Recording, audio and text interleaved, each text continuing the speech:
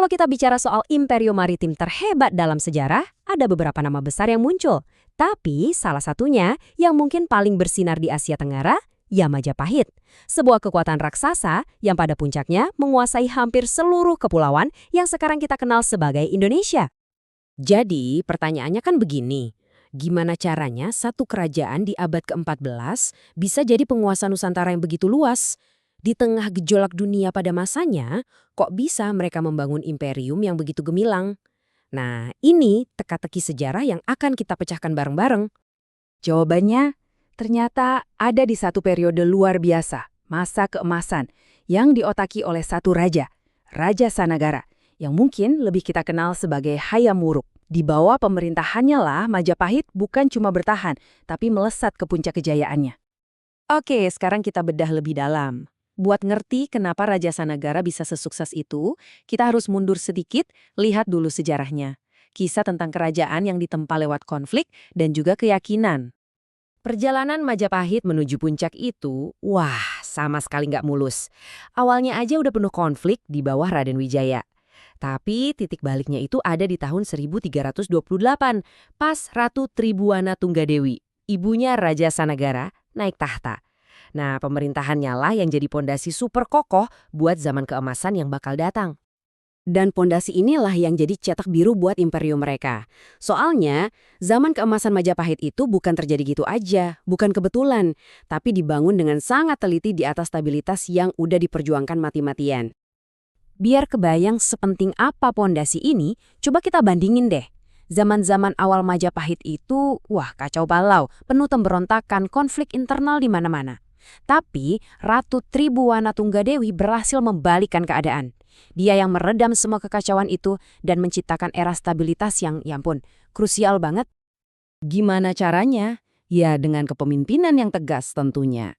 Pemberontakan-pemberontakan ditumpas, birokrasi dirombak biar lebih efisien, dan bahkan dia mulai ekspansi ke luar Jawa. Intinya, dia benar-benar menyiapkan panggung yang sempurna buat putranya. Dan ini dia poin utamanya. Raja Sanagara itu nggak mulai dari nol, sama sekali nggak. Dia mewarisi sebuah mesin pemerintahan yang udah stabil dan jalan dengan baik. Ini tuh kemewahan yang langka banget buat seorang raja zaman dulu. Dia jadi bisa mikir lebih besar, fokus ke ekspansi dan budaya. Bukan lagi cuma mikirin gimana caranya bertahan hidup. Oke, pondasi di dalam negeri udah kuat. Sekarang kita lihat gimana cara Majapahit unjuk gigi ke dunia luar. Ini nih cerita soal diplomasi cerdas dan penguasaan ekonomi yang dominan banget. Coba lihat jangkauannya. Luar biasa kan? Dari Tiongkok sampai India, Raja Sanagara membangun jaringan dagang dan aliansi yang luas banget. Ini bukan sekedar jual beli rempah-rempah loh. Ini adalah strategi geopolitik. Tujuannya buat bangun aliansi, mengamankan jalur laut, dan yang pasti menegaskan posisi Majapahit sebagai pemain utama di panggung dunia. Kesaksian dari penjelajah Tiongkok, Mahwan, ini seolah-olah ngasih kita potret langsung betapa canggihnya ekonomi mereka. Bayangin, sebuah sistem perdagangan yang begitu kosmopolitan, begitu makmur, sampai-sampai koin dari dinasti manapun bisa diterima. Ini jelas ciri khas pusat perdagangan global sejati. Tentu aja, semua diplomasi dan perdagangan ini nggak bakal jalan tanpa otot militer. Dan Majapahit punya itu, angkatan laut yang super perkasa. Merekalah penguasa lautan sejati yang mengontrol semua jalur perairan penting yang ibaratnya jadi urat nadi perdagangan di seluruh Nusantara. Tapi kekuatan politik dan ekonomi aja tuh nggak cukup buat bikin sebuah imperium sebesar ini solid.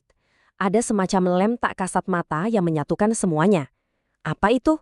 Sebuah sistem kepercayaan yang kuat, yang jadi jiwa kerajaan sekaligus melegitimasi kekuasaan rajanya.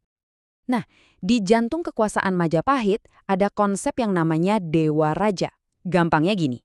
Raja itu bukan cuma pemimpin politik biasa, dia dianggap titisan dewa di bumi. Konsep inilah yang mengangkat status raja ke level ilahi, bikin kekuasaannya jadi mutlak dan nggak bisa diganggu-gugat. Dan hebatnya, kepercayaan ini nggak cuma ada di angan-angan, mereka memahatnya di atas batu. Mereka membangun monumen-monumen megah yang bukan sekedar bangunan, tapi bukti fisik dari cara mereka melihat alam semesta.